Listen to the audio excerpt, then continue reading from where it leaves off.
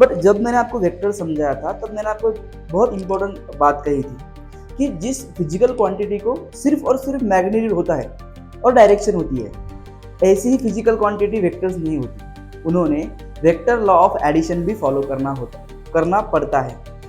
Displacement है जिसे अपन कहेंगे रिजल्टेंट। तो ये AC लाइन क्या है? ये AC लाइन इस डिस्प्लेसमेंट और इस डिस्प्लेसमेंट का रिजल्टेंट है, जो कि 4+3 7 नहीं आता। इसलिए मैंने कहा था कि अगर आप वेक्टर में 4+3 करते हो तो वो 7 नहीं होता, वो कुछ भी हो सकता है, राइट? वो 4+3 7 भी हो सकता है, उससे कम भी हो सकता है, उससे ज़्यादा भी हो सकता है। Everyone, welcome to moral minds. आज है अपने वेक्टर सीरीज का लेक्चर नंबर 2, जिसमें हम पढ़ेंगे addition and subtraction of vectors by graphical method. आज ग्राफिकल मेथड पढ़ेंगे, कल एनालिटिकल मेथड पढ़ेंगे और उसके ऊपर कुछ इंपॉर्टेंट न्यूमेरिकल्स भी अपन डिस्कस करेंगे। तो देखो बेटा, जैसा कि आप जानते हैं वेक्टर्स क्या है। वेक्टर्स ऐसी फिजिकल क्वांटिटीज है जिनमें मैग्नीट्यूड भी रहता है और डायरेक्शन भी रहती है। बट जब मैंने आपको वेक्टर समझाया था तब मैंने आपको बहुत इंपॉर्टेंट बात कही थी कि जिस फिजिकल क्वांटिटी को सिर्फ और सिर्फ मैग्नीट्यूड होता है और डायरेक्शन होती है, ऐसी ही फिजिकल क्वांटिटी वेक्टर्स नहीं होती। उन्होंने वेक्टर लॉ ऑफ एडिशन भी फॉलो करना पड़ता है। तो vector law of addition and subtraction क्या है, ये आज आप देखोगे। तो एक अपन सिंपल एग्जांपल कंसीडर करते हैं। मान लो अपने पास एक पर्सन है, ये है बंदा अपने पास ए वाला। तो ये एक पर्सन ए पोजीशन से फॉर एग्जांपल बी पोजीशन तक गया। ओके, मान लो ये अपनी डायरेक्शन है, ये होता है नॉर्थ, ये होता है साउथ, ये होता है ईस्ट, एक ये होता है वेस्ट। तो एक बंदा ए पोजीशन से बी पोजीशन नॉर्थ की तरफ उसकी डिस्प्लेसमेंट हो गई। फिर नॉर्थ पर से वो एग्जैक्ट अपवर्ड चला गया सी पोजीशन पे। ओके, तो उस बंदे की जो डिस्प्लेसमेंट है, वो डिस्प्लेसमेंट क्या रहेगी? वो डिस्प्लेसमेंट रहेगी ए टू सी। ओके, मान लो ये फॉर एग्जांपल उसने डिस्टेंस कवर किया 4 किलोमीटर और ये डिस्टेंस कवर किया फॉर एग्जांपल 3 किलोमीटर। तो उसने डिस्टेंस कितना कवर किया? 4 किलोमीटर और 3 किलोमीटर। तो हम यहाँ पर नहीं कह सकते कि उसकी डिस्प्लेसमेंट 4+3 7 किलोमीटर है। क्यों? क्योंकि डिस्प्लेसमेंट जो होती है it is the distance between initial position to final position. Okay, तो यहाँ पर यहाँ पर एक पर्सन ए पोजीशन से बी पोजीशन तक ईस्ट नॉर्थ की तरफ चला गया, फिर बी पोजीशन से सी पोजीशन तक ईस्ट की तरफ चला गया। ओके, सो उसकी जो डिस्प्लेसमेंट हुई है वो 7 किलोमीटर हुई है क्या? नहीं। क्यों नहीं हुई? क्योंकि देखो यहाँ पर एक राइट एंगल ट्रायंगल फॉर्म हुआ है, ये अपना हाइपोटेनस है, ये अपना परपेंडिकुलर है और ये अपना बेस है। तो यहाँ पर अपन पाइथागोरस थ्योरम अप्लाई करेंगे और कहेंगे कि ये ए टू सी जो है वो इसकी डिस्प्लेसमेंट है, जिसे अपन कहेंगे रिजल्टेंट। तो ये AC लाइन क्या है? ये AC लाइन इस डिस्प्लेसमेंट और इस डिस्प्लेसमेंट का रिजल्टेंट है, जो कि 4+3 7 नहीं आता। इसलिए मैंने कहा था कि अगर आप वेक्टर में 4+3 करते हो तो वो 7 नहीं होता, वो कुछ भी हो सकता है, राइट? वो 4+3 7 भी हो सकता है, उससे कम भी हो सकता है, उससे ज्यादा भी हो सकता है। कुछ चीजों पर ये डिपेंड करता है जो आज हमें देखनी है। तो अगर हम इस ट्रायंगल में, इस राइट एंगल ट्रायंगल में पाइथागोरस थ्योरम अगर अप्लाई करेंगे तो हमें क्या मिलेगा बेटा? हाइपोटेनस का square that is H square is equal to perpendicular square plus base square that is 3 square plus 4 square. So 3 square कितना होता है? 9 और 4 स्क्वायर कितना होता है बेटा? 16। So 9 plus 16 that is 25। So hypotenuse square is equal to क्या आया? 25। It is implies that hypotenuse कितना आया बेटा? 5। तो यहाँ पर जो रिजल्टेंट है वो क्या आया बेटा? वो आया 5। ओके, सो यहाँ पर 4+3 7 नहीं हुए, यहाँ पर 4+3 हो गए बेटा 5। तो इसी कंसेप्ट को उन्होंने और आगे डिस्कस किया और आगे स्टडी किया। सो यहाँ पर 4+3 7 नहीं हुआ, यहाँ पर 4+3 5 हुआ। मतलब क्या? ये वेक्टर और ये वेक्टर, इन दोनों का रिजल्टेंट क्या आया बेटा? इन दोनों का रिजल्टेंट आया 5। तो इसी को उन्होंने जो साइंटिस्ट थे उन्होंने और डीप स्टडी किया और डीप स्टडी करने के बाद उन्होंने दो लॉ हमें इंट्रोड्यूस किए। पहला है triangle law of vector addition और दूसरा है बेटा पैरेललोग्राम ऑफ वेक्टर एडिशन। और ये दो लॉ आपके आज हम ग्राफिकल मेथड से पढ़ेंगे, कल हम एनालिटिकल मेथड से पढ़ेंगे और ये दो लॉ बहुत इंपॉर्टेंट है, तो आपको लेक्चर में लास्ट तक बनना है बेटा, बहुत सारी कंसेप्ट जो है वो आज आपकी क्लियर हो जाए। ओके, तो चलो अभी देखते हैं अपन triangle law of vector addition and parallelogram law of vector addition. वो बहुत सिंपल है, बट बच्चों को ना इसमें थोड़ा सा कंफ्यूजन रहता है कि सर हमें ट्रायंगल लॉ नहीं समझ में आ रहा, हमें पैरेललोग्राम लॉ नहीं समझ में आ रहा, तो वो ये क्या है। सो बहुत सिंपल है, पहले मैं आपको एक्सप्लेन करूंगा, फिर मैं आपको लिख के दूंगा, डोंट वरी। दोनों जो लॉ है मैं आपको आराम से पढ़ाऊंगा और एक्सप्लेन भी करूंगा और बाद में आपको लिख के दूंगा। तो अभी आपको क्या होना है बेटा, अगर आपके मन में इधर उधर के थॉट्स आ रहे हो तो प्लीज रिलैक्स होके बैठो, क्योंकि अभी हम दो लॉ पढ़ने जा रहे हैं। इसमें से अपन पहले पढ़ेंगे बेटा triangle law of vector addition और बाद में पढ़ेंगे अपन parallelogram law of vector addition. First है अपना ट्रायंगल लॉ एंड सेकंड है अपना parallelogram law of vector addition. Okay, so ये दो लॉ अभी हमें स्टडी करने हैं। तो मान लो अपने पास दो वेक्टर हैं देखो, ये अपने पास वेक्टर ए है, सभी जानते हैं ये होती है टेल, ये होता है हेड, ये ओरिजिन है, ये डायरेक्शन है। इसके एग्जैक्ट ऊपर अपन ने इस तरीके से दूसरा वेक्टर बी लोकेट किया। तो ये जो ऑर्डर है हेड के बाद टेल, ये एक सेम ऑर्डर है। तो अपने पास दो वेक्टर है, पहला है वेक्टर ए और दूसरा है वेक्टर बी, और ये दोनों जो वेक्टर है बेटा ये दोनों सेम ऑर्डर में है। ओके, सो ट्रायंगल लॉ हमें क्या कहता है, आराम से बोलो, ट्रायंगल लॉ हमें क्या कहता है, अगर कोई भी दो वेक्टर सेम ऑर्डर में हो, in the form of triangle हो, आराम से गड़बड़ नहीं, देखो ट्रायंगल लॉ हमें क्या कहता है कि कोई भी दो वेक्टर अगर सेम ऑर्डर में ट्रायंगल फॉर्म कर रहे हैं, देखो ये वेक्टर ए है, इसका हेड, ये वेक्टर बी, इसका टेल, मतलब ये सेम ऑर्डर है, तो ये दो वेक्टर सेम ऑर्डर फॉलो कर रहे हैं।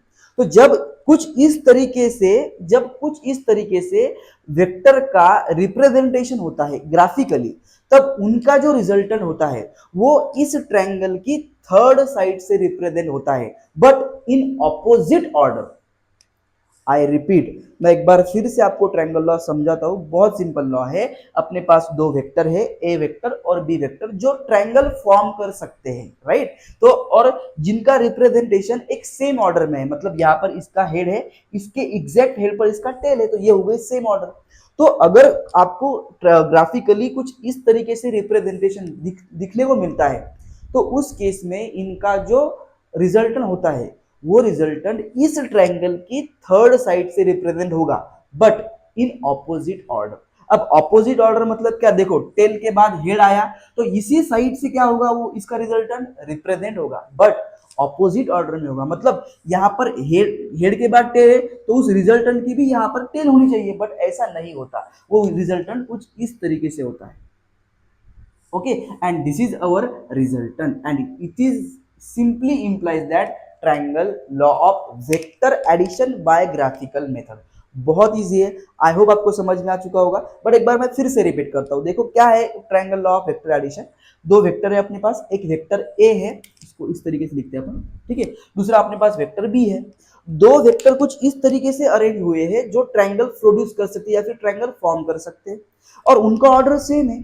तो इन वेक्टर का ये वेक्टर जब एक दूसरे में ऐड हो जाएंगे ग्राफिकली, तब इनका जो रिजल्टेंट रहेगा वो इस ट्रायंगल की थर्ड साइड से रिप्रेजेंट होगा। Okay, but in opposite order. ये सिंपली हमें कहता है बेटा triangle law of vector addition. और mostly triangle law of vector addition जो है वो अपने राइट एंगल ट्रायंगल में मोस्टली यूज होता है, ठीक है। अभी यहाँ पर अपन पाइथागोरस थ्योरम का यूज करके तो मतलब अपन ये रिजल्टेंट फाइंड कर सकते हैं, बट अगर कोई ऑब्ट्यूज एंगल ट्रायंगल हो गया इस तरीके से तो फिर इसका रिजल्टेंट कुछ इस तरीके से आएगा। तो यहाँ पे जो है, यहाँ पे अपन पाइथागोरस थ्योरम नहीं अप्लाई कर सकते, तो उसके लिए एनालिटिकल मेथड है जो हम कल पढ़ेंगे। अभी हमें ग्राफिकल मेथड देखना है। तो आई होप आपको ट्रायंगल लॉ समझ में आ चुका होगा कि ट्रायंगल लॉ क्या है, कि जब दो वेक्टर सेम ऑर्डर में ट्रायंगल की तरह रिप्रेजेंट होते हैं, तब उनका रिजल्टेंट ट्रायंगल की थर्ड साइड से रिप्रेजेंट किया जाता है, बट इन ऑपोजिट ऑर्डर। अभी आते हैं अपन पैरेललोग्राम लॉ पे। देखो अपने पास फिर से वेक्टर ए है और फिर से वेक्टर बी है। अभी अगर आप इसे गौर से देखोगे तो ये जो अरेंजमेंट है, ये अरेंजमेंट टेल टू टेल है। ये अरेंजमेंट कैसी है बेटा, ये अरेंजमेंट टेल टू टेल है। तो ट्रायंगल लॉ क्या कहता है, ट्रायंगल लॉ के लिए क्या चाहिए, ट्रायंगल लॉ के लिए हेड टू टेल अरेंजमेंट चाहिए। बट यहाँ पर जो अरेंजमेंट है वो कैसी अरेंजमेंट है बेटा, वो अरेंजमेंट है टेल टू टेल। तो जब अरेंजमेंट टेल टू टेल होती है तो उस केस में अपन ट्रायंगल लॉ नहीं यूज कर सकते, उस केस में हमें यूज करना है बेटा पैरेललोग्राम लॉ। तो सिंपली हमें पैरेललोग्राम लॉ क्या कहता है कि जब दो vector tail to tail connected हो, तब उन वेक्टर की जब आप ग्राफिकली एडिशन करोगे तब जो उसका जो रिजल्टेंट रहेगा वो रिजल्टेंट रहेगा इस पैरेललोग्राम का डायगोनल। अभी पैरेललोग्राम थोड़ी जनरेट हुआ है, बट हमें पैरेललोग्राम जनरेट करना पड़ेगा कुछ इस तरीके से। हमें पहले वेक्टर ए को इसके ऑपोजिट हमें हमें पहले वेक्टर ए को यहां पर इमेजिन करना पड़ेगा कुछ इस तरीके से, और वेक्टर बी को सेम ऑर्डर में यहां पर इमेजिन करना पड़ेगा। अब ये जो पैरेललोग्राम हमने फॉर्म किया है, इस पैरेललोग्राम का जो डायगोनल रहेगा वो रहेगा इस वेक्टर ए और इस वेक्टर बी का रिजल्टेंट। ये हमें कहता है बेटा parallelogram law of vector addition. आराम से पढ़ो, मैं जानता हूं आपको 50% लॉ समझ में आ चुका है, 100% नहीं समझ में आ चुका। मैं आपको एक्सप्लेन करता हूं। मान लो यहाँ पर एक स्पीयर है, इमेजिन करो, जस्ट इमेजिन यहाँ पर एक स्पीयर है। ओके, इस स्पीयर को क्या कर रहे हो आप, हॉरिजॉन्टली भी पुश कर रहे हो और वर्टिकली भी सेम टाइम में पुश कर रहे हो। मतलब उसको आप वर्टिकली भी पुश कर रहे हो और सेम टाइम में आप उसको हॉरिजॉन्टली भी पुश कर रहे हो। सेम टाइम पे एक स्पीयर पे हॉरिजॉन्टल फोर्स भी लग रहा है और उसी टाइम पे उस पर वर्टिकल फोर्स भी लग रहा है। तो वो स्पीयर कहाँ जाएगा, वो स्पीयर कहीं पे नहीं जाएगा, वो स्पीयर जाएगा कुछ इस तरीके से। मतलब वो ना तो हॉरिजॉन्टल जाएगा ना तो वर्टिकल जाएगा, वो कुछ इस तरीके से उन दोनों के बीच में से निकल के जाएगा। तो यहां पर क्या हुआ है, यहां पर हमने पैरेललोग्राम लॉ की कंसेप्ट यूज करी है।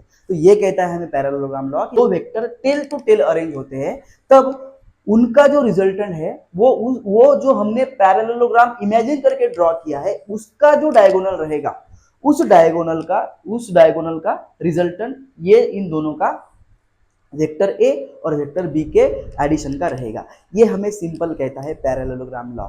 आई होप आपको ट्रायंगल लॉ और पैरेललोग्राम लॉ, ये दो लॉ आपको समझ में आ चुके होंगे। बहुत सिंपल है बेटा। आई होप आपको दोनों भी लॉ इजी तरीके से समझ में आ चुके होंगे। अभी मैं आपको ये लिख के देता हूँ। ओके, जो मैंने आपको एक्सप्लेन किया वही मैं आपको यहाँ पर लिख के दे रहा हूँ बेटा।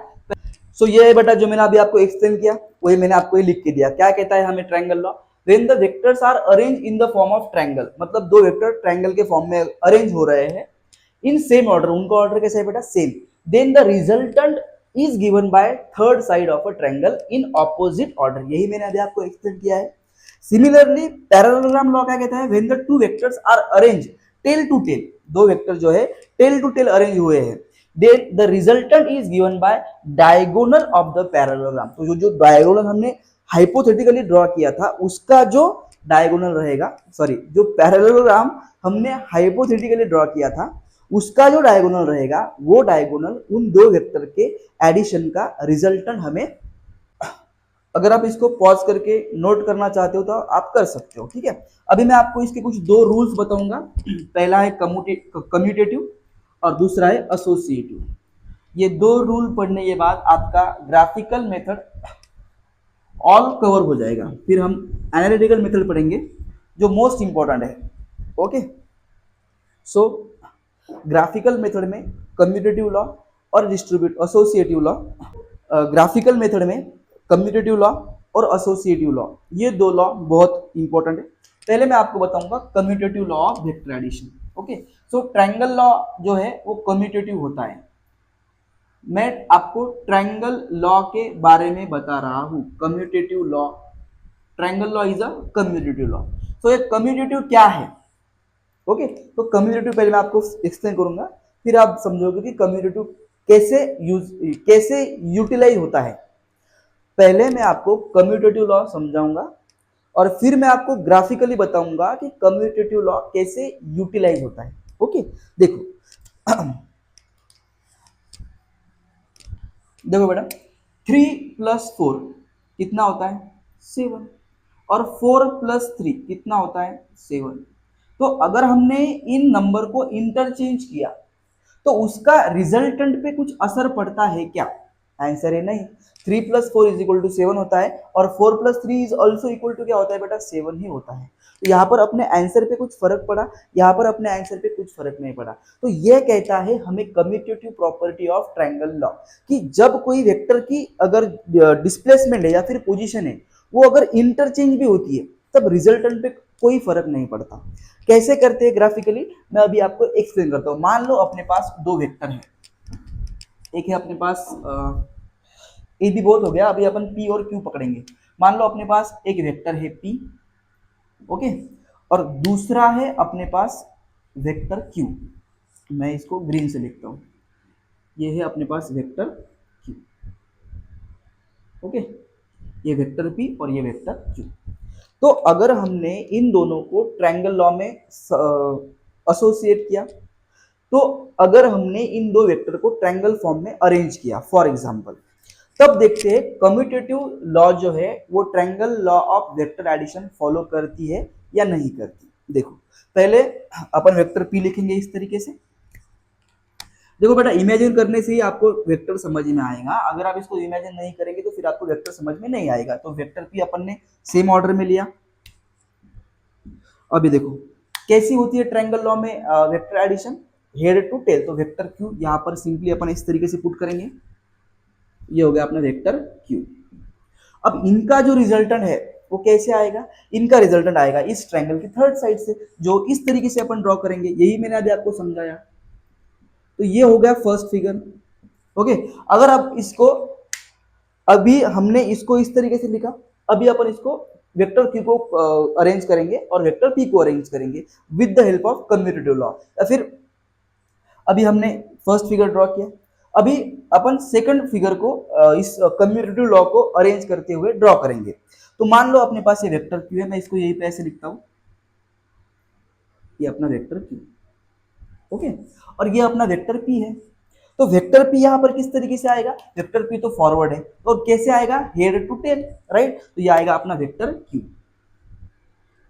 ये वेक्टर क्यू और ये वेक्टर पी। तो यहां पर हेड टू टेल अरेंजमेंट है। तो इसका जो रिजल्टेंट आएगा वो कैसे आएगा बेटा, वो आएगा इस ट्रायंगल की थर्ड साइड से with the help of third side, okay. So but तो यहाँ पर जो अपनी ये डायग्राम अपन ने ड्रॉ करी है, तो इसका रिजल्टेंट कैसे आएगा, इस ट्रायंगल की थर्ड साइड से but in the opposite order. तो यहाँ पर इस तरीके से इसका रिजल्टेंट आएगा। अभी आप फिगर 1 और फिगर 2 को ऑब्जर्व करो, रिजल्टेंट देखो, ये है अपना रिजल्टेंट, ये रिजल्टेंट अपवर्ड जा रहा है, ये भी रिजल्टेंट अपवर्ड जा रहा है। दोनों की डायरेक्शन में कुछ फर्क आया क्या, दोनों की पोजीशन में कुछ फर्क आया क्या, दोनों के मैग्नीट्यूड में कुछ फर्क आया क्या, कुछ भी फर्क नहीं आया। इसे कहते हैं अपन कम्यूटेटिव लॉ, जो ट्रायंगल लॉ होल्ड करता है। तो कम्यूटेटिव लॉ की जो डायग्राम्स होती है, इस पर भी ढेर सारे आपको क्वेश्चन देखने को मिलते हैं। तो अगर आपको कम्यूटेटिव लॉ का कुछ क्वेश्चन आए तो पहले देखो कि ऑर्डर कैसी है और उसके बाद उसको कुछ आप यूटिलाइज कर सकते हो। तो आई होप आपको commutative law of vector addition जो ट्रायंगल लॉ फॉलो करता है वो समझ में आ चुका है। बाय द वे इसका जो स्टेटमेंट है कम्यूटेटिव लॉ का, ये इस तरीके से होता है, vector A plus vector B is equal to vector B plus vector A. इस तरीके से होता है बेटा अपना कम्यूटेटिव लॉ, ठीक है। अगर आपको इसको नोट डाउन करना है, अगर आपको इसको नोट डाउन करना है तो आप कर सकते हो, ठीक है। अभी मैं आपको बताऊंगा एसोसिएटिव लॉ क्या होता है। ये हो गया अपना कम्यूटेटिव लॉ। अभी देखते हैं अपन associative law. So associative law क्या है पहले समझो, उसके बाद अपन उसके ग्राफिकल मेथड देखेंगे, okay. So what is in the associative law, associative law state that vector A plus vector B plus vector C is equal to vector A plus vector B plus vector C. Associative law हमें क्या कहता है कि अगर vector A plus B bracket में है और plus vector सी उसके बाहर है, तो इसका आंसर और ये वेक्टर ए और in bracket vector B plus vector C, इसका आंसर सेम ही आएगा, वो अलग अलग नहीं आएगा, ठीक है। एसोसिएटिव लॉ हमें ये कहता है कि अगर कोई वेक्टर इस फॉर्म में है तो इसका ये फॉर्म भी इसकी इसी के बराबर आएगा, मतलब vector A plus vector B in bracket plus vector C bracket के बाहर is equal to vector A अभी ब्रैकेट के बाहर है plus vector B plus vector C bracket के अंदर है। तो अगर हम ब्रैकेट शिफ्ट करते हैं इस तरीके से, पहले हमने यहाँ पर ब्रैकेट रखा, अभी हमने यहाँ पर ब्रैकेट शिफ्ट किया, तो ब्रैकेट शिफ्टिंग के बाद भी जो उसका रिजल्टेंट होता है उसके रिजल्टेंट पर कोई भी असर नहीं पड़ता। ये कहता है हमें associative law of vector addition, जो ट्रायंगल लॉ होल्ड करता है। ठीक है, सो अभी मैं इसके आपको एग्जांपल लिख के बताता हूँ। मान लो अपने पास 3 वेक्टर है ये है अपने पास वेक्टर ए, ओके, फिर है अपने पास ये वेक्टर बी, ओके, और फिर है अपने पास लास्टली ये वेक्टर वेक्टर सी, कुछ इस तरीके से, ओके, ये अपने पास वेक्टर सी। तो अभी मैं आपको फिगर 1 ड्रॉ करूंगा जो इस फॉर्मेट में रहेगी, और फिर मैं आपको फिगर इस फॉर्मेट में ड्रॉ करके बताऊंगा।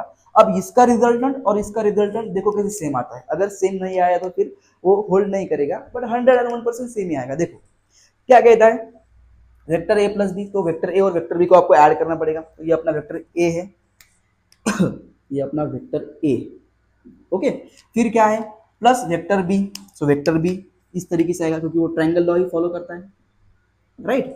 इसका रिजल्टेंट कैसे आएगा, इसका रिजल्टेंट आएगा इसके थर्ड साइड से, तो थर्ड साइड अपन कैसे ड्रॉ करेंगे, कुछ इस तरीके से, ये होगा इसकी थर्ड साइड, ये होगा इसका रिजल्टेंट ए और बी का। अभी ये रिजल्टेंट किसके साथ ऐड हो रहा है, सी के साथ, तो अगर हम इसको और यूटिलाइज करेंगे तो ये रहा अपना रिजल्टेंट इस तरीके से, राइट, और ये रहा अपना वेक्टर सी, वो इस मैनर में, तो वो कुछ इस तरीके से आएगा, ठीक है। अब इनका जो रिजल्टेंट आएगा वो नया रिजल्टेंट रहेगा, जो इसका आंसर रहेगा वो फिर इसका आंसर कैसे आएगा, तो ये हेड, ये टेल, और इसके अपोजिट मैनर में आएगा अपना रिजल्टेंट, जिसे अपन कहेंगे बेटा आर डैश, इसे ब्लैक से ही लिखता हूं मैं, ठीक, ब्लैक से लिखता हूं मैं, ये रहा अपना आर डैश, थोड़ा सा अपवर्ड आया तो मतलब ये रफ है इसलिए आपको ऐसा लग रहा होगा, तो ये अपना आर डैश आ गया है। तो आई होप आपको मैंने ये अरेंजमेंट कैसे किया ये समझ में आ चुका होगा। तो ये हो गया अपनी फिगर 1 ना, ये हो गया अपनी फिगर 1, ओके। अभी आते हैं अपन फिगर 2 पे। अभी इसका ये न्यू रिजल्टेंट है, बस आप आर डैश पर ध्यान रखना। अभी देखो अभी क्या है, vector A plus vector B plus, ये तो पहले अपन को vector B plus vector C add करना पड़ेगा, इसका जो रिजल्टेंट आएगा उस पे हमें वेक्टर ए ऐड करना पड़ेगा, और उसका जो रिजल्टेंट आएगा हमें इसके साथ कंपेयर करना पड़ेगा। अगर उसका रिजल्टेंट और इसका रिजल्टेंट अगर सेम आया तो अपन ने ट्रायंगल लॉ में ट्रायंगल लॉ एसोसिएटिव लॉ को फॉलो करता है, ये अपना प्रूफ हो जाएगा। देखो अभी कैसे करते बेटा, vector B plus vector C को देखो, वेक्टर बी ये रहा, तो मुझे वेक्टर बी ड्रॉ करना पड़ेगा, ये किया मैंने वेक्टर बी ड्रॉ इस तरीके से, ओके। फिर क्या है अपने पास वेक्टर सी, तो वेक्टर सी यहाँ इस डायरेक्शन में जा रहा है, तो मुझे अभी वेक्टर सी भी ड्रॉ करना पड़ेगा।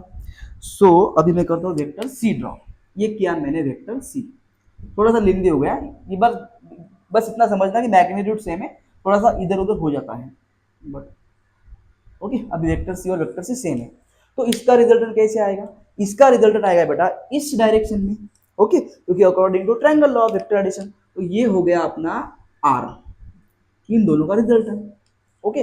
बट ये रिजल्टेंट अभी किस में ऐड हो रहा है, अभी ये रिजल्टेंट वेक्टर ए में ऐड हो रहा है, तो मुझे यहाँ पर वेक्टर आर लिखना पड़ेगा इस तरीके से, मैंने यहाँ पर वेक्टर आर लिखा, राइट। तो अभी मुझे क्या करना है, वेक्टर आर में ए को ज्वाइन करना है ट्रायंगल लॉ के तहत, तो वेक्टर ए कहाँ है, ये है अपने पास वेक्टर ए, तो मुझे वेक्टर ए ज्वाइन करना पड़ेगा। तो मैंने वेक्टर ए कैसे ज्वाइन किया तो मैं वेक्टर ए ज्वाइन करूंगा कुछ इस तरीके से, ओके। अभी देखो इसका रिजल्टेंट कैसे आएगा, according to triangle law of vector addition, according to triangle law of vector addition इसका रिजल्टेंट आएगा कुछ इस तरीके से, ओके। ये होगा अपना आर डैश। तो ये देखो ये है पहला फिगर 1 का आर डैश जो अपवर्ड जा रहा है, थोड़ा सा मैंने मैन्युअली लिखा है तो इसलिए थोड़ा सा आपको थोड़ा बहुत फर्क दिख रहा होगा, बट ये एक्चुअली सेम है, जब हम मैग्नीट्यूड से ड्रॉ करेंगे तो एक्चुअली सेम आएगा। देखो वेक्टर आर डैश जा रहा है अपवर्ड, थोड़ा सा टिल्ट है, और वेक्टर आर डैश भी जा रहा है अपवर्ड, थोड़ा सा टिल्ट है। दोनों का मैग्नीट्यूड भी सेम है, दोनों की डायरेक्शन भी सेम है। मतलब क्या, जब हमने इसको इसमें ज्वाइन अरेंज किया और इसको भी इसी में अरेंज किया, तो इन दोनों का जो रिजल्टेंट है वो क्या आया बेटा, वो सेम आया।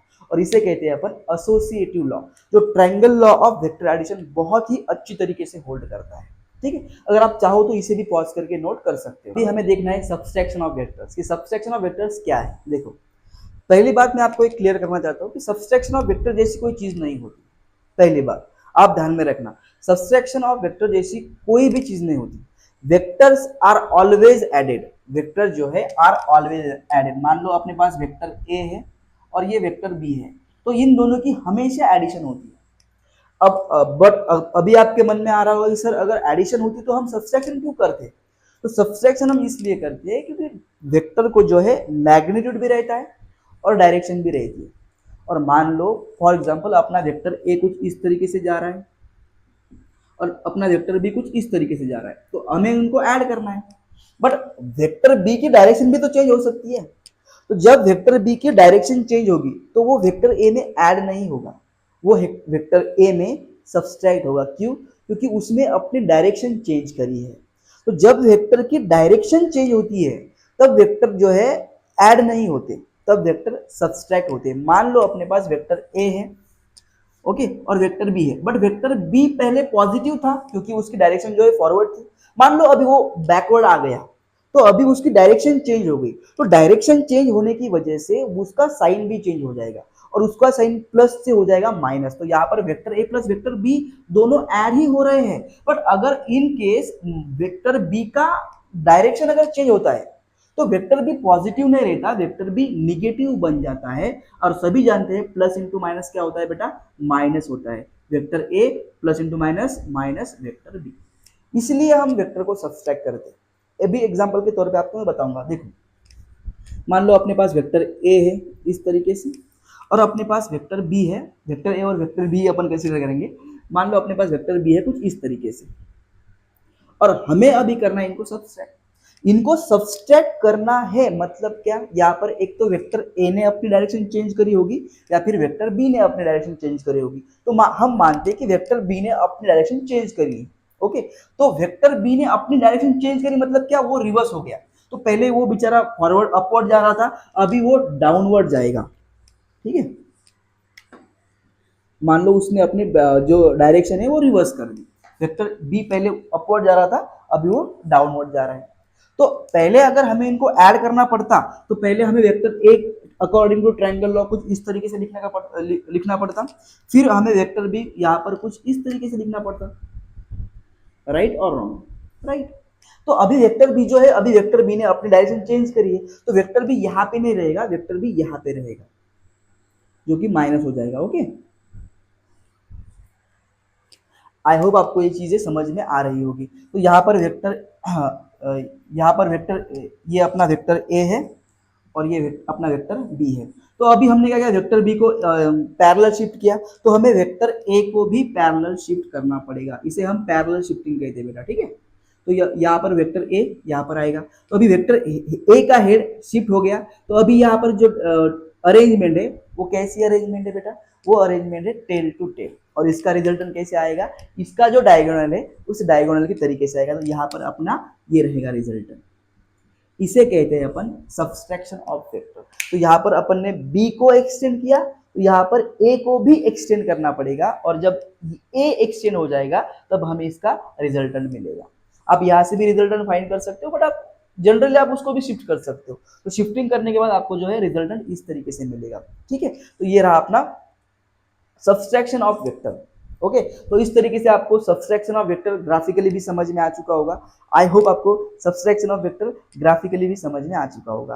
तो आज हमने देखा बेटा एडिशन, और एडिशन के दो लॉ कौन से हैं, एक triangle law of vector addition, एक parallelogram law of vector addition. और सब्सट्रैक्शन जो है, सब्सट्रैक्शन ऑफ वेक्टर्स, वो भी आज हमने ग्राफिकली स्टडी करी है। तो आई होप आपको सारी की सारी चीजें समझ में आ चुकी होगी।